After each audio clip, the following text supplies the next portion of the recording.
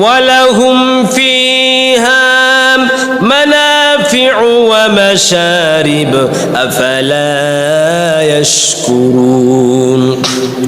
এই পৃথিবীতে আল্লাহ কত প্রাণী সৃষ্টি করেছেন, কত জীব।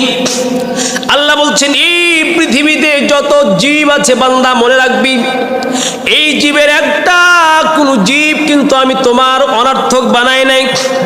আল্লাহ বলেন ওয়ালাহুম ফিহা মানাফিউ ওয়া মাশারিব ওয়া ফালা ইয়াশকুরুন। তাদের জন্য এর মধ্যে অনেক উপকার রয়েছে। আল্লাহ বলছেন উপকারিতা কি, চিন্তা করে দেখো।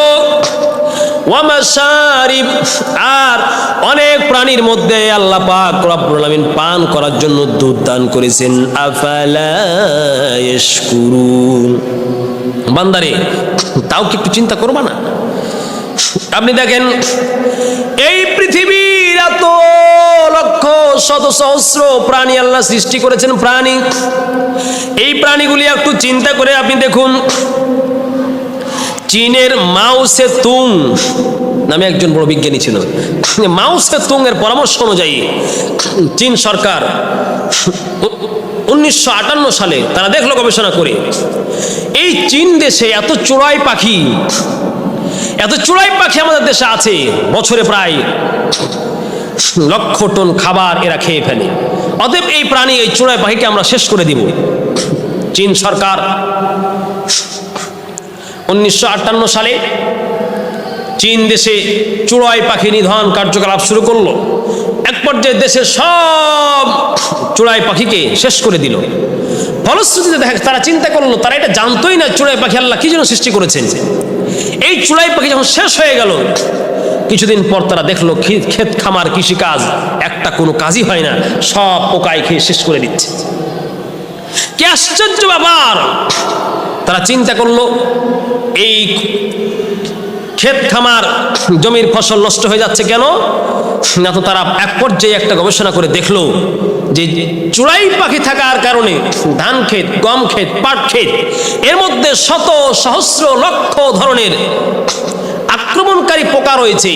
এই পোকাগুলিকে চড়াই পাখি এসে খেয়ে নেয়। চড়াই পাখি নেই বলে ওই বিষাক্ত প্রাণীগুলিকে খেতে পারে না, খায় না। আর ওই বিষাক্ত প্রাণীগুলি আমাদের সব ধান ক্ষেত, পাট ক্ষেত সব কিছুকে শেষ করে দেয়।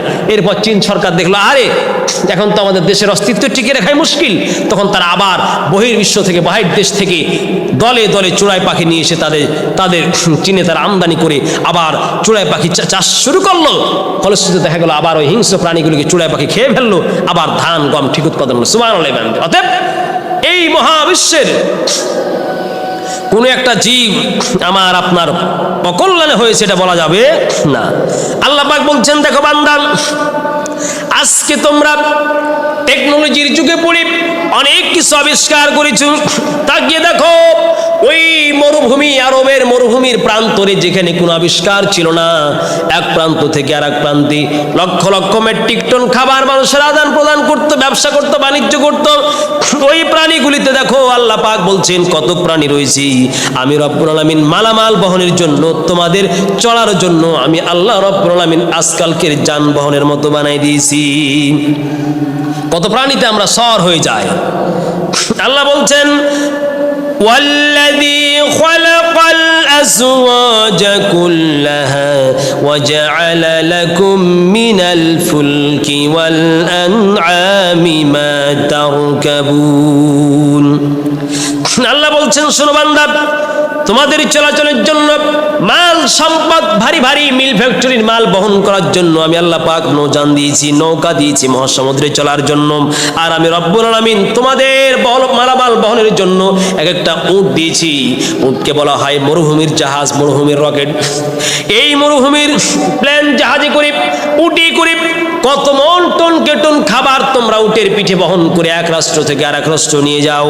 আমি রব্বুল আলামিন দেখো মহিষের গাড়ি ছিল আমাদের বাংলাদেশের আনাচে কানাচে, যে জায়গাগুলি এখনো আছে বাংলাদেশে। আপনি নাটোরে যান চলন বিলে, এই নাটোরের চলন বিলে আপনি যাইবেন, নাটোরের চলন বিলে গিয়ে দেখবেন ওই জায়গাতে এখন আপনার বর্তমান যুগের ট্রাক নেমে ধান বহন করে নিয়ে আসতে পারে না কাদার কারণে। আল্লাহ বলেন আমি মহিষের গায়ে বেশ শক্তি দিয়া ওই চলন বিলের মতো এক একটা কাদাযুক্ত রাস্তা দিয়ে তোমার ধান বহনের জন্য আমি রব্বুল আলামিন তোমাদের জন্য মহিষকে শক্তির অধিকারী বানিয়ে দিয়েছি। সুবহানাল্লাহ। এরপরে আল্লাহ বলছেন এই পৃথিবীতে মানুষেরা খাবার খায়, কিছু খাবার আছে সবজি খাবার খাও, আর কিছু খাবার আছে বিজ্ঞান বলছে আজকের গোশত যদি না হতো মানুষের শরীরের মধ্যে আজকে কিন্তু আমিষের ঘাটতি পূরণ হতো না। মানুষ যখন নিরামিষ খেত, শুধু নিরামিষ খেলে মানুষ সুঠাম শক্তির অধিকারী হতে পারতো না। আল্লাহ বলেন তোমার মাংসের জন্য গোশতের জন্য আমি দেখো সৃষ্টি করেছি। আল্লাহ বলেন আল্লাহুল্লাযী জাআলা লাকুমুল আনআমা লিতারকাবু মিনহা ওয়া মিনহা তাকুলুন। আল্লাহ বলেন জাআলা লাকুমুল আনআম, চতুষ্পাদ জন্তু আমি সৃষ্টি করে দিয়েছি রে বান্দা। মিনহা লিতারকাবু মিনহা, কিছু চতুষ্পাদ জন্তুতে উঠে ঘোড়ায় মহিষে তোমরা সওয়ার হয়ে এক জায়গা থেকে আরেক জায়গা যাও। ওয়া মিনহা তাকুলুন, বান্দারে ভালো করে নজর দিয়ে তোমাদের মালিকের শক্তির দিকে দেখো। তোমাদের মালিক তোমাদের আরোহণের জন্য কিছু প্রাণী দিয়েছেন। ওয়া মিনহা তাকুলুন, আর খাবারের জন্য আমি রব্বুল আলামিন হালাল প্রাণী তোমার জন্য দিয়ে দিয়েছি। সুবহানাল্লাহ। সূরাতুল মুমিন 79 নম্বর আয়াত আল্লাহ পাক বলছেন। এরপর আল্লাহ বলছেন শোনো, দেখো না তোমার এই বিচিত্র রঙের প্রাণী, কত পশু কত পাখি, কত একটা পাখির সৌন্দর্য এই নয়নাভিরাম পৃথিবী সৃষ্টির জন্য, তোমার চোখের শীতলতার জন্য চিড়িয়াখানায় গিয়ে দেখো কত রং বেরঙের পাখি, কত বাহারি রঙের পাখি। গ্রীষ্মকালে দেখো এক এক পাখির এক এক কণ্ঠে গান, শরৎকালে দেখো এক এক পাখির এক এক কণ্ঠে গান, আর এক একটা পাখির সৌন্দর্য এক এক রকম। আল্লাহ বলছেন প্রাণীর সৌন্দর্য দিয়ে তোমাদের এই পৃথিবীকে আমি রব্বুল আলামিন সৌন্দর্য মণ্ডিত করে দিয়েছি। আল্লাহ বলছেন ওয়ালাকুম ফিহা জামালুন হিনা তুরিহুন ওয়া হিনা তাসরাহুন। আল্লাহ পাক বলছেন বান্দা দেখো এমন কিছু প্রাণী সৃষ্টি করেছি যেগুলোর মধ্যে তোমাদের জন্য জামালুন সৌন্দর্য রয়েছে, যখন তার চরণভূমিতে চড়ে তখন সৌন্দর্য রয়েছে। আবার দেখো বান্দা অনেক প্রাণী রয়েছে যা হতে তোমরা আহার করো। দেখো বিকেল বেলা, পড়ন্ত বিকেলে যখন মাঠে বিকেল বেলা যাও, দেখো এক পাশে দুম্বা চড়ে, এক পাশে লাল কালো সাদা রঙের ছাগল চড়ে, এক পাশে দেখো দুম্বা চড়ে, এক পাশে দেখো উট চড়ে, এক পাশে কালো কালো মহিষ চড়ে। এই যে নয়নাভিরাম দৃশ্য দেখে তোমার চোখ জুড়ানোর জন্য রব্বুল আলামিন এক এক রকম প্রাণী এই পৃথিবীর সৌন্দর্যের জন্য সৃষ্টি করেছি। দেখো যদি পাখপাখালি না থাকতো তাহলে পৃথিবী তার ভারসাম্য হারিয়ে ফেলতো।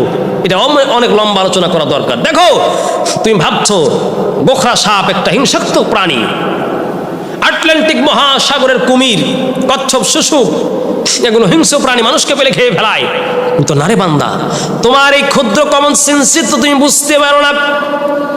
দেখো আজ যদি তোমার বাংলাদেশে গোখরা বিষাক্ত সাপকে তুমি যদি শেষ করে দাও, মেরে ফেলে দাও, দেখবা কালকে তোমার দেশের ভারসাম্য রক্ষা করা যাবে না। কাক মনে করছে একটা কর্কশ প্রাণী, কোকিল কণ্ঠ, কণ্ঠের মতো সৌন্দর্য নাই, দেখতে কুচকুচে কালো, ব্ল্যাক স্ক্রো, কাক অনেক কালো মনে হয়। এই কাকের সৃষ্টি তুমি দেখো না, অনেক বিষাক্ত প্রাণী রয়েছে। ওই কাক যদি খেয়ে না ফেলতো পৃথিবীর জমিনে একটাও কোনোদিন খাদ্যদ্রব্য উৎপন্ন হতো না।